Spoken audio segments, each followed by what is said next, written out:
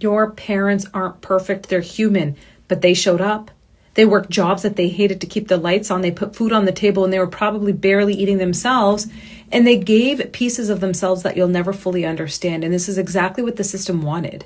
Families divided, parents blamed for everything, and adult kids convinced that finding one more thing wrong with the people who raised them is growth.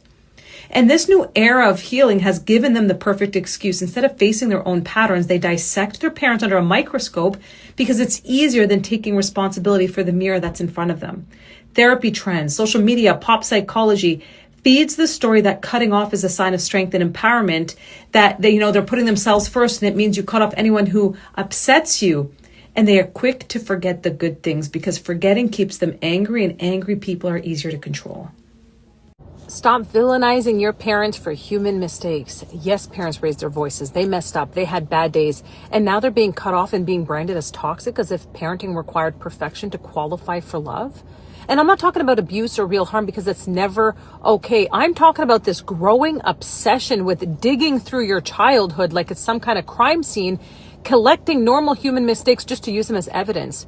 Who benefits from keeping score like that? When did love become conditional on this flawless behavior? We're living in a culture that takes imperfection and calls it pathology and then rewards blame over responsibility and frames cutoff as if it's maturity and healthy. Thousands of acts of love are now getting erased while a handful of flawed moments become the whole story. And this culture just decided that imperfect love isn't enough. When did adult children get taught to hunt for faults instead of learning how to hold complexity?